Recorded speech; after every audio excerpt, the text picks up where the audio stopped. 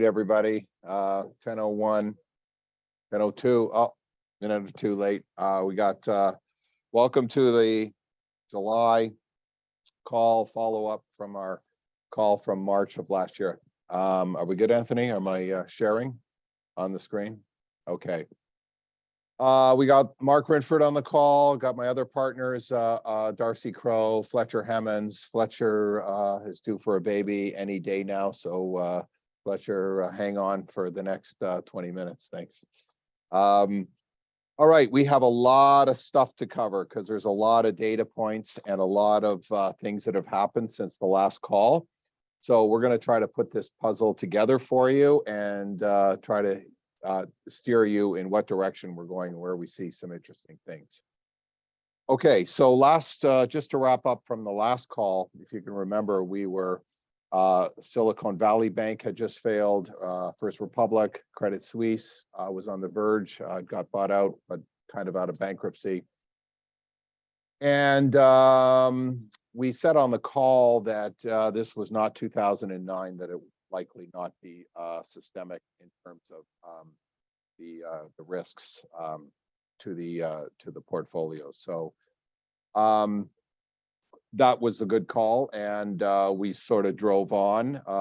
Now, again, in Silicon Valley Bank's case, what they did, it wasn't 2009 where there was mortgages that were blowing up. I'm just going to turn down the TVs here. 2009 was mortgages blowing up, and really finding it right across the entire U.S. banking sector. Silicon Valley Bank, when rates were zero, they thought it would be a good idea to take all those cash balances, which total in the billions, that are sitting in checking accounts earning no interest. They thought, well, 10-year bonds are yielding 1%. Why don't we just put it in 10-year bonds and we'll make a huge amount of interest spread? Well, unfortunately, those bonds, as rates went up, the bonds dropped in value, so that their marketable securities, which you hold on reserve, had dropped below the threshold, and then therefore you're insolvent. So only two banks in the US, unfortunately, got caught up in that, and it's actually fortunate there was only two. We went through the history. So we're going to look at where we are today, what's in store for the second half of 2023, recession question mark. How high will rates go? Interesting day to have a call because the Bank of Canada just raised again. And we're going to talk about the different sectors of the market and who's participating and who isn't. So hang on here, it's hard. Okay, geez. All right. The S&P 500 year to date up a whopping 14.6%. But the Dow Jones is up 2.1. Again, these are as of Monday. So bear with me, I can't just put the slides together 1 minute before we start on the call. Toronto Stock Exchange up 2.2.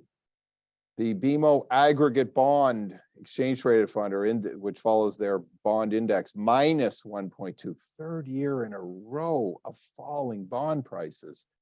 Good thing we don't have any. Gold up 5.2%. Oil minus 8.2. Canadian dollar, which we in the trading world would call it CAD. Canadian dollar up 1.9, which is interesting because if you own the Dow Jones 30 stocks, you're only up 0.2% because you know, you're invested in US dollars, and the US dollar's gone down vis-a-vis the Canadian dollar. So let's try to figure out what sectors of the stock market are contributing to this wonderful 14% gain we have. Is it last year's winners up 60% last year? Not energy, minus 7.3. How about you're going into a slowdown? Maybe it's utility stocks. No, not utilities. Things like, you know, hydro companies and electric companies, minus 8. Financials, banks, insurance companies, they're not the ones contributing, even though we've recovered from the fear of contagion of bank failures, still minus 1.3 for the year. Materials include gold, copper, base metals, fertilizer. Okay, that's better, but nowhere near 14, up 4.2%. That's good news. Consumer staples like Procter and Gamble to make Tide and Coca-Cola up 1.6, nowhere near, again, in Canadian dollars, not making any money. Here's the culprit, technology up 30.6%. But let's take this with a grain of salt, because if you look, what we're doing is we're just reversing last year's trade. Energy up 60% last year. Wow, but -7 this year. The NASDAQ was -33. Now it's up 30. By the way, the math says if you're -33 and you're up 30, you're not -3. You're still down more than 10% if you invested on Jan 1 of 2021. That black line shows year to date. So recovery in technology, but not to the level. So, you know, we're in the business that what have you done for me lately? What have you done for me in the calendar year? Well, you know, there's a great divergence in the market. So we're going to go talk about that. So thank you to my son, Alex LePoidevin, who is a bit of a studying computer science and math and comes up with these fantastic charts here. So give credit where credit is due.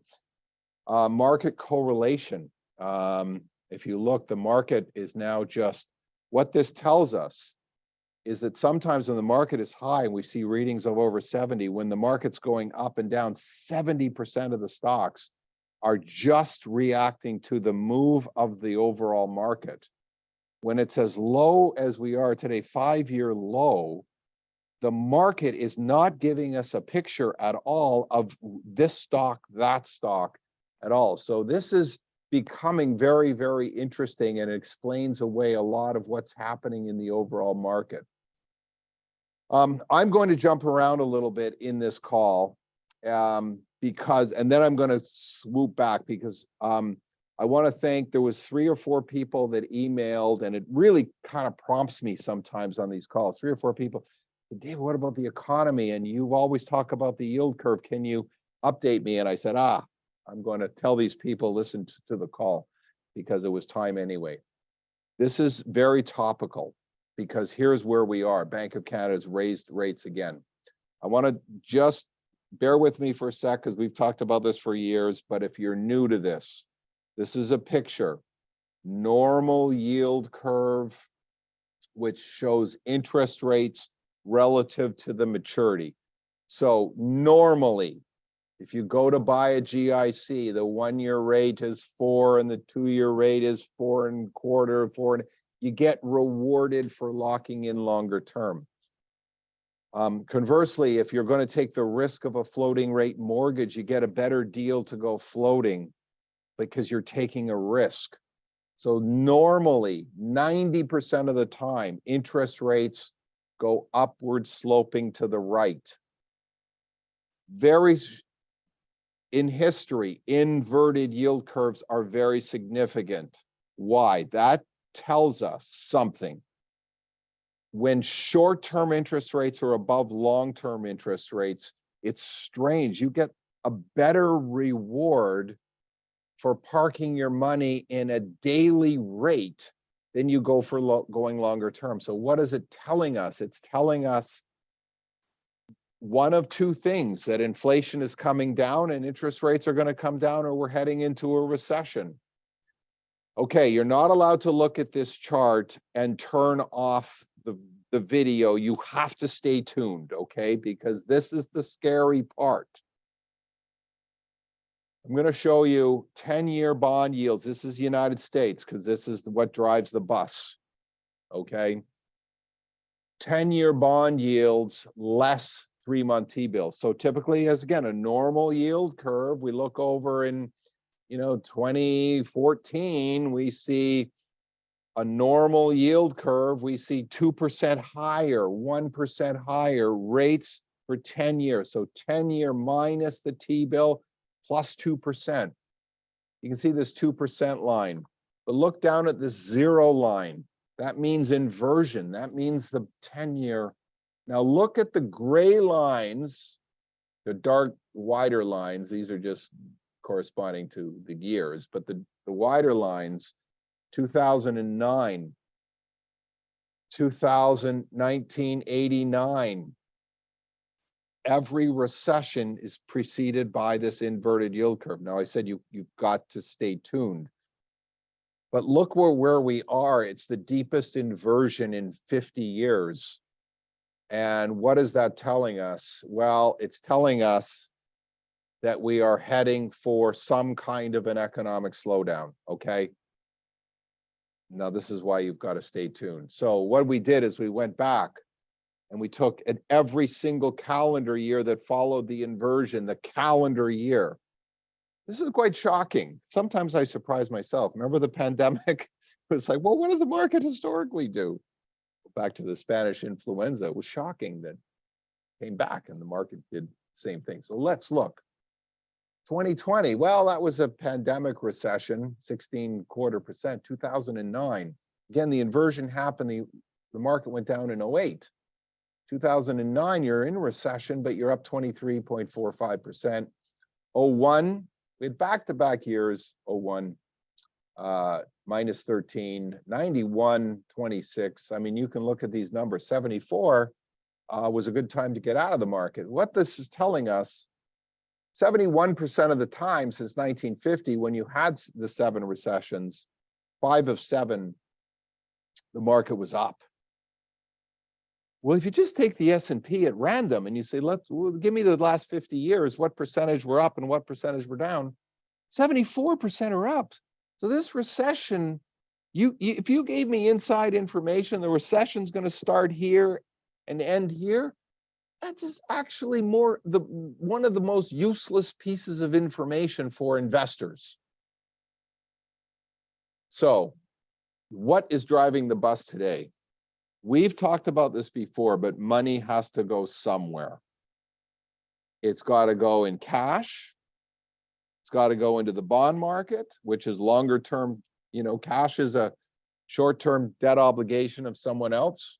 Bonds is a longer-term debt obligation of someone else, and equity means you have ownership. Real estate, stocks. When the curve inverts, we've got competition. Now, we sat there in the pandemic at 0% offered by cash, call it 1% by bonds, really lousy.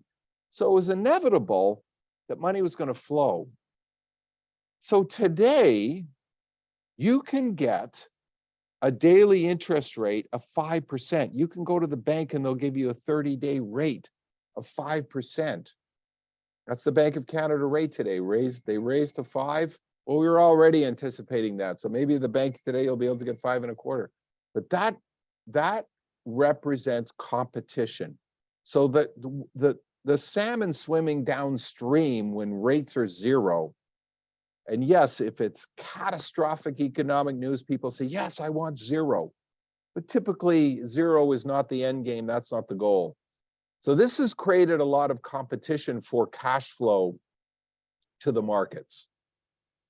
Okay, so I'm going to jump inverted curve, recession, but maybe that's not that significant for the stock markets. Is it a catastrophic recession or is it a slowdown? And by the way, let me just go back to this recessionary time. If you question me on, you know, these recessions, well, yesterday we just got new news. New Zealand has officially entered recession. Well, guess what? It's up 2% this year. Not stellar. They're performing like the Dow Jones, like the Toronto Stock Exchange, up 2. Europe, just 2 weeks ago, we got the news that the euro, the entire 300 million people, that eurozone is officially in recession. Why isn't the market collapsing? It's up 8%.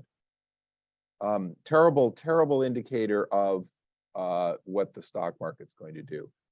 I'm going to circle back to this, more data that we're going to put into the puzzle. Again, thanks to my son, Alex. Going back to 1933, for the cumulative returns of the first year of a presidential term, again, Biden was elected. This is the 3rd year of his term. So if we look since 1933, you can see the first year is the blue line. That's the total return. The second year is the orange line. It's the worst. Last year was a tough year. But look at the third year. Now, what is going on? Why is the third year so much higher? Let me go to the, this is another slide that we pulled up, and this shows you actually, if you dot plot since 1950, all the days, and you cumulative, what was the cumulative, what does the market look like if you throw all the 50 years into one slide? And you can see last year was typically it's tough year, but last year was tougher, but looked a lot like a typical second year of a presidential term. First year is your honeymoon year. Did almost exactly what the average is. And guess what? Here we are at the midpoint of the presidential term. I will point out that typically we stall out from August to October in the presidential cycle, and then you finish strong. So this is it's playing out like every other presidential term. But if we're going into recession, what gives?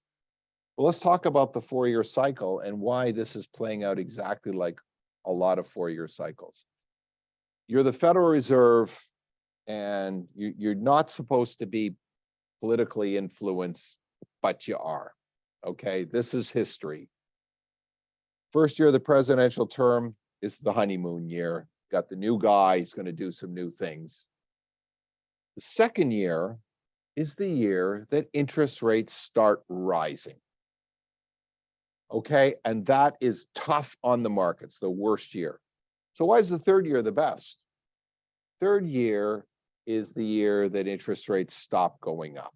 Okay, yes, we raised in the Bank of Canada today. If you look at the expectations, 50-50, there might be one more increase, but we're very, very close to being done. Now, why would you rate? Why spoil the party? Why are we even talking about interest rates going up? Okay, jumping here, but I'm going to get back.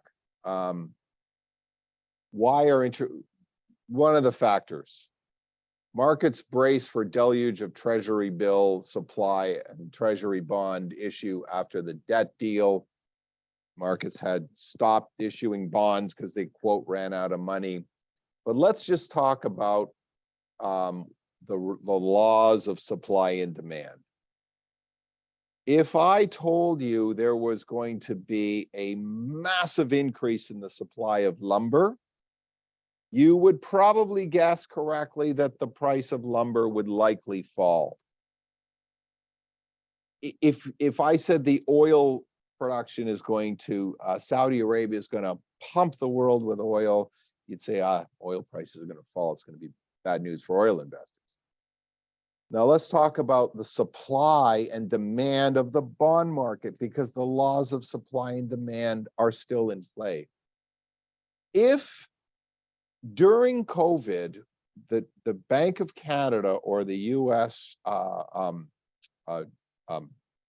Federal Reserve through the Treasury bought a whole lot of bonds and bought them, and that's the method they use to increase the money supply, get the economy going. Well, now they're trying to unwind that. So as they bought them, they're selling them back to the market. So if we increase the supply of bonds, this is just supply and demand curves. And if you remember Economics 101, great. If you never took Economics 101, just go with your gut feel, too much supply. We're also embarking both on Canada and the United States in massive infrastructure spending that was a good idea in the year 2000. Unfortunately, it's just starting now. So you're having to borrow more money. So as we borrow more and we come off of the stimulus from COVID, you're pushing supply higher. Higher supply means lower bond price, meaning higher interest rates. And it's very interesting since my last call, that interest rates not in the bond market have been rising. Now, circling back, the private sector adds 497,000 jobs. So what's bugging the Bank of Canada? What's bugging the US Federal Reserve? And there's two jobs data in the United States. One is the ADP. ADP is actually a payroll company. The other one is the Bureau of Labor Statistics. Bureau of Labor Statistics, they cold call people's households and say, are you working? The ADP is hard data. So that's a massive job when we have a shortage of workers. Canada employs 60,000 new jobs. These are, you know, even stronger than the United States. So shortage of labor, this is what's bugging the Bank of Canada. Union holds rally as BC port strikers enter second week. Hopefully that'll be resolved soon. But, you know, when we talk about inflation, we are talking about a wage and price spiral. If everybody makes more money, the prices are going to go up. Notice the Montreal Expos, that's kind of cool. So this is what's bugging the Bank of Canada. So when you look at the wages and you look at jobs, you say, well, the economy's booming. So, you know, what's the worry? Well, not quite so fast. Now these are bond yields, again, supply and demand. This chart is for any of my clients that are under 38 years old, let's call it, because they were 8 last time interest rates were, quote, this high. But I want to point out, since the 1960s, that roughly 70% of the time, interest rates are higher than they are today. So when I hear, oh, rates are unusually high, well, they are relative to recent COVID and 2009 crisis data. But this is the wild card to watch. And, you know, if rates get higher and more attractive, this is good news for us. We're not losing money in the bond market like people that bought the TD Bond Fund or the Phillips Hager North Bond Fund or the RBC Balance Fund. We're not losing with these people. So the higher rates go, the more we can sit back and go, let's get some of these. We love making money without risk. So am I there yet? No, 4% with, you know, inflation data came out in the United States. The good news is 3% inflation. This is down from 9. This is really good news. But again, they have raised rates because they're worried that it's going to blip higher. Okay, so we've got the yield curve inversion. We're going to try to tie all of this stuff together. Got the yield curve inversion, which precedes a recession. How many months does it take from the yield curve to invert to get a recession? You know what's incredible is in August of 2019, the yield curve inverted and we had the COVID recession. Tell me how the bond market knew that something was up. It looks like to me we were heading for a recession anyway, and then COVID hit. And the weird thing is that was good news for stock investors because we flooded the market with money. We went back to zero. But that was, you know, the speed of the inversion. Let's kind of take that out of the data. And I will tell you that the yield curve inverted in October 2022.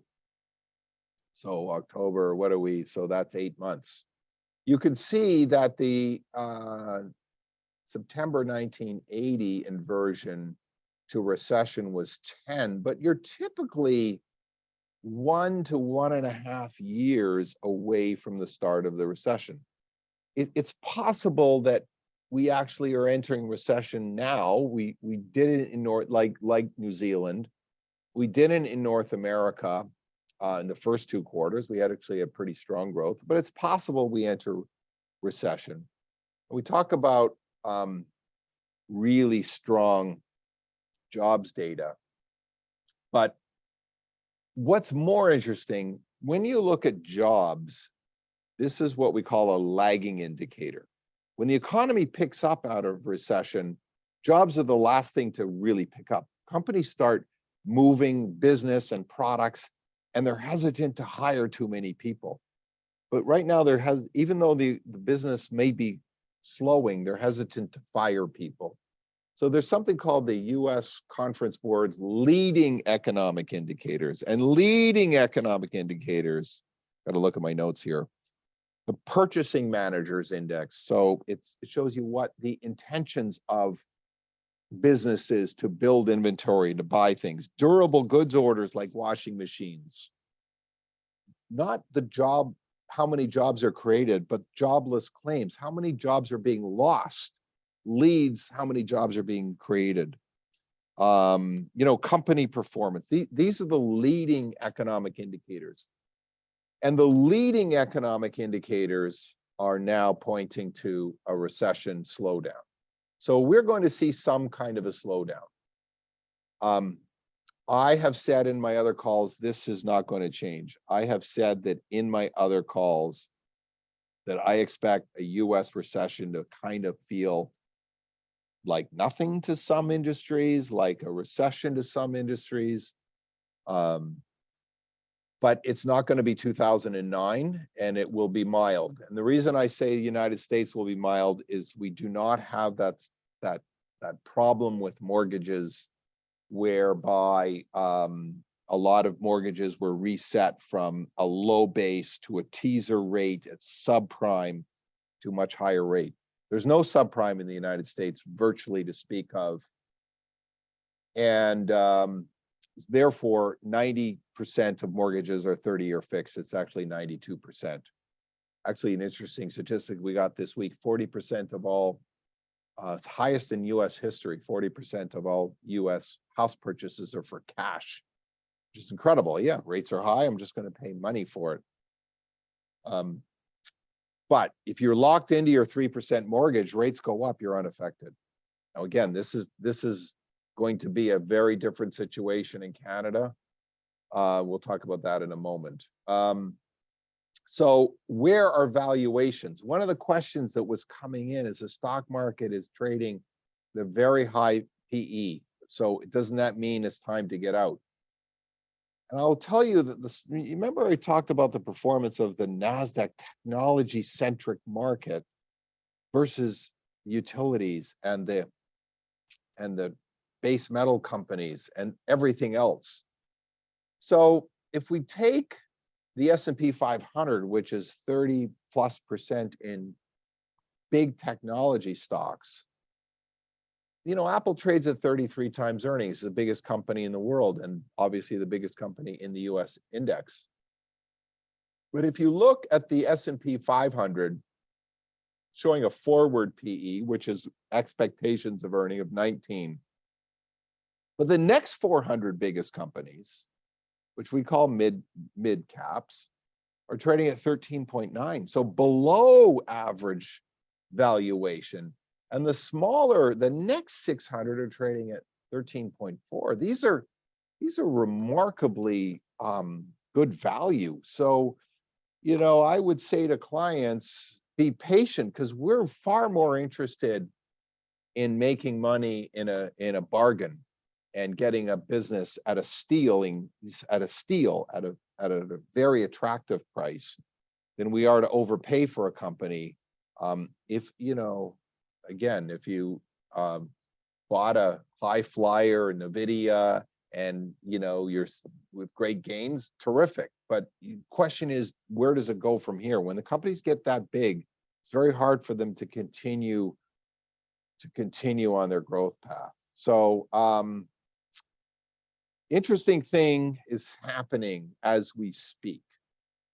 So this is year to date. The red line is the NASDAQ year to date. Again, last year, opposite. But look at the lagging, the S&P equal weight, the Russell 2000, massive lag. The S&P 500 is being brought up by the tech, and the other, the Russell 2000 is smallish mid-cap stocks. The S&P equal weight is the 500 companies, but you didn't put a 7% weighting in Apple. You just bought one share of 500. But an interesting thing is happening since June 1. The NASDAQ's at the bottom of this list, so it's not crashing, but the other stocks are participating. Our client portfolios are participating. And that's good news for us going into the end of the year. You know, again, this is outlook for the rest of the year. Our portfolios, everybody decided that they wanted tech and they didn't want preferred shares. They didn't want utility stocks. They didn't want any of those things, energy stocks. But all of a sudden, people are beginning to look beneath, you know, under the rocks and stones and finding the gems. So I'm very encouraged by that. And that's where we're sitting. And that's why I like our chances for continuing to get some good returns. Since our last call, we're about 3.8 today. We got some good news on inflation in the US. It's down to 3.0%. Now, again, last year we said the market would be difficult. If you give me one piece of data, don't tell me what they were, you know, we just showed you that telling me there's a recession is not a good indicator of what stocks are going to do. The single biggest piece, if you said you can have inside information, is the direction of inflation. The direction. Inflation was going up last year. We said, watch out. Inflation is going down this year. This is good. This is the single most important piece of news. And it's ironic that interest rates are going up. Again, supply and demand. Interest rates, when we said the Silicon Valley Bank had failed, was 3.8, 2.8. Actually, this was done on Monday. We're at 3.8 today with the good news on inflation. But it's the market is beginning to think like Dave LePoidevin, and maybe this won't be such a severe recession. This is the market's beginning to realize, oh, inflation's coming down on its own. So what could drive with this slowdown coming and cash yielding 5? David, why don't we just sit in cash? Well, first of all, let's be clear. There is nothing wrong with sitting in cash. We have been parking money for clients in treasury bills north of 5%. These treasury bills are unlimited guarantee. You could put $1 million in. You have no risk whatsoever of your bank failing. Nothing wrong with earning 5%. Okay, but rates have come down. Rates have gone up. Bond yields have gone up. The Bank of Canada's tightening. Actually, why aren't we collapsing here? Well, why are we going up? Again, third year presidential cycle. Let me just talk about, I'm going to step back because we own a lot of preferred shares. I've called it a generational opportunity. This is the example I used in March.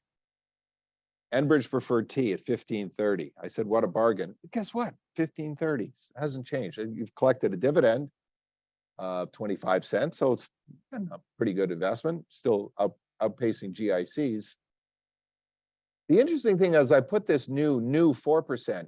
I said, well, if rates are 2, the dividend's going to go up from a 1.01 to a $1.12. And if rates are 3, well, interest rates are closer to 4 than they are to 3.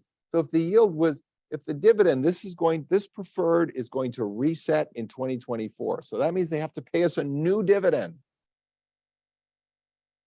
And that dividend, if rates are 4, is $1.16. When I go and I buy a product, I quite often go to YouTube to find out, what's the best. I need a new TV for the rec room, and I go to YouTube, and somebody has reviewed that TV and going to tell me what the best 55-inch TV is. So pretend I'm doing a product comparison of the Enbridge Preferred T and the Enbridge Preferred A. Enbridge Preferred A, that dividend is set forever. Enbridge can either call them in at 25 or they got to pay us $1.37. The Enbridge Preferred T, the dividend next year will be reset probably at $1.37 or higher because rates are above 3. So if rates are 3, it's $1.37. If rates are 4, they're $1.62. So imagine I'm doing a product comparison of a television. I say, this television has got better reds, deeper blues. The contrast is fantastic. and it's 30% cheaper than the other one. Well, guess what? I'm going to write the product. I'm going to go buy that LG or Samsung TV. The guy just, Enbridge Tea, nobody likes it because the dividend for one more year is stuck at 101. Even at 101, it yields the same today as it does the Enbridge set forever. So take advantage of these 30% discounts in these preferreds. So what is it that could drive the market? What could drive this market? I'm going to go back to the yield curve. What is it that could drive the market? In year 3, the reason we get a year-end rally is because the market sniffs out that that we're going to see reprieve from these rate increases. So we're close to being done. The Bank of Canada kind of hinted at being done today. The US Fed has kind of hinted they got one more. We're going to see a slowdown. The leading economic indicators have slowed down. Again, not a catastrophe like Europe. Technical recession, sure. But all of a sudden, you start to normalize. We're going to go back to a normal yield curve going into the election year. We always do. So that being said, short rates are going to come down. Now, again, when I say short rates are going to, don't say, oh, let's buy bonds. Rates are going to come down. The yield curve is going to normalize. So here we are in inverted today with a 5-year at 3.8 and a Bank of Canada at 5. We're going to normalize. So if the Bank of Canada goes to 3, you should have a positive slope of about 0.75. So yields today have already reflected some dramatic decreases. So don't make them say, oh, I think the Bank of Canada is going to cut in 2024. Yeah, so do I. Am I going to buy bonds? No, the yield curve will look like a positive slope. And that positive slope is what propels the market at year end.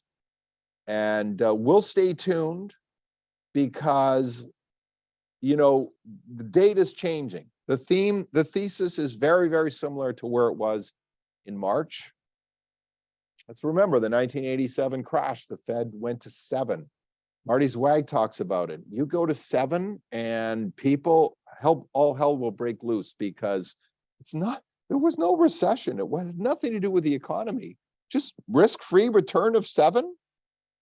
People are going to opt for that. So the Fed, this is typical of interest rate cycles. You know, it starts to look attractive. But as the yield normalizes, all that money that's now parking in cash will come due, and they'll say, well, yeah, I don't like 3.5. I don't like 3. So that's the good news. That's how it works. You know, again, economy's strong in terms of jobs. The leading economic indicators are slowing. I will point out, again, in Canada, we got a different situation. And I'm going to put this Canadian credit crisis up again, that I've been putting up the last couple of calls. We were very fortunate in 2007 that we saw a crisis coming. And I wrote a piece in 2007. I said there's a very, very high amount of these teaser rate subprime mortgages that are coming due in 2008. And we said, we're going to see foreclosures. Interest rates have gone up dramatically in Canada, but only about 5% of mortgages have come due under the higher rate scenario. That means only 5% of mortgages, and let's remember, it's not like everybody defaults. You're only going to see 1 or 2%. US went to 4% default. You're going to see 1 or 2% of the 5. Well, that doesn't even kind of show in the data. But 2024 is the problem in Canada because over 30% of mortgages reset. And again, when you look at the mortgages in Canada, if you have a variable rate mortgage, the interest, the payment, the banks are letting you not increase. So you pay more to the bank, but they're just adding it back to your principal, or not paying down your principal or adding it in. So the problem hits on their reinvestment rate. So I'm going to say again, we are going to have a dramatic slowdown in housing in 2024. And, it's interesting, watching the Bank of Canada, one of the reasons they raised today is because housing has picked up. So the Bank of Canada wants housing to go down. So why would you bet against it? We talk about don't fight the Fed. Don't fight the Bank of Canada. So any investment properties, honestly, consider selling them. I've had a number of calls about people who have investment properties whose now their mortgages are coming due and they're going to be cash flow negative. Well, these people can carry the negative cash flow, but there's a lot of investors that can't. Deposit insurance at a Canadian bank is $100,000. Please don't go over this limit. We're going to see some casualties like we did. Let's remember Royal Trust, Prenner Trust, Standard Trust, Confederation Life, bankrupt in 91. We're going to see some casualties. I don't know exactly who. Don't invest in Mortgage Investment Corp. Don't buy, especially don't buy the subprime lenders in Canada. I've said in the last call that Canadian banks were vulnerable to having a smidge of loan loss provisions, and that's exactly why Canadian banks have been weak this year. Not because there's a huge problem yet, but because the banks are admitting that there's some level of mortgage pullback and there's some bad loans. That number is going to go up. It's not from going forward, it isn't how high rates go from here, it's how long they stay up. And are they going to stay up into 2024? I have my serious doubts. And Canada cannot act as an island. United States, they set their own interest rates. And in 2009, we didn't have a housing crisis. We didn't have a banking crisis. US rates go to zero in 09. We lower our rates and housing just takes off and people borrow money. But conversely, when we have a crisis, we will not be able to lower rates to zero if the United States isn't. The United States is going to get through the next crisis just fine this time, and Canada will not be able to act as an island. So we're, unfortunately, otherwise our currency collapses. I will bring up currency. We said in the last call, we thought the Canadian dollar would be stronger, not weaker. That has happened, at 76 cents, I'm kind of neutral. It may smidge a little higher in 2024 as housing rolls. Canadian dollar is going to get weaker, highly likely, but we'll stay tuned for that because we'll watch the data. So every 90 days or so, I get a lot more data.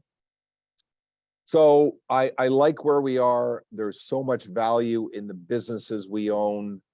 The market has braced for a slowdown. Let's remember, the stocks sold off in 2008. They sold off, prior to recessions. We were down in the S&P 500 in 2022, peak to trough, 26%. That is your typical drawdown pre-recession. So we've already, as I said, stocks are cheap. They've priced in, especially the areas we're in, which is not the mega cap technology. We have some, but we're not, not nearly as exposed as the S&P 500. That was good last year. This year it's like, wow, why aren't we in the S&P 500? Marc and I were joking, for the guy that went 100% energy last year and then sold all their energy stocks and went tech, congratulations, you're up more than 100%. But, for the rest of us who just like to buy value stocks, stay the course. This is not time to kind of panic. We will watch. If the Fed looks like it's going higher and higher and higher, the fantastic news is today, 3% inflation. It was 9 in the United States, 8 point something. We don't have the June data in Canada. We likened in some previous calls, we said this feels a lot more like 1946. Not that I was alive in 1946, but in 1946, we had a lot of supply issues. Inflation hit double digits after the war because there were supply constraints. This time, we had a lot of COVID-related supply constraints. A lot of those were coming off. that's, slowdown could be positive for the markets as we go into the end of the year. Watch yourself, the market, again, this is not run for the hills, but the market is going to be choppy from August to October. That's the period of the year that you see who the real investors are, and then you end the year stronger. So that's what we expect. But also let's also remember that our stocks are beginning to really pick up. So we don't want to bail on our Enbridge preferred, which is collect our dividends. And one of these days, as the yield curve normalizes in 2024, preferreds are going to go up a lot, and our boring old blue chip dividend stocks are going to do well. So that's it. There's our disclaimer. I haven't actually read it, but it probably says something important. So again, thanks for calling. If I didn't get to your question, please email us, and thanks for dialing in. Sorry I've gone over time, but there was a lot to cover. Thanks again.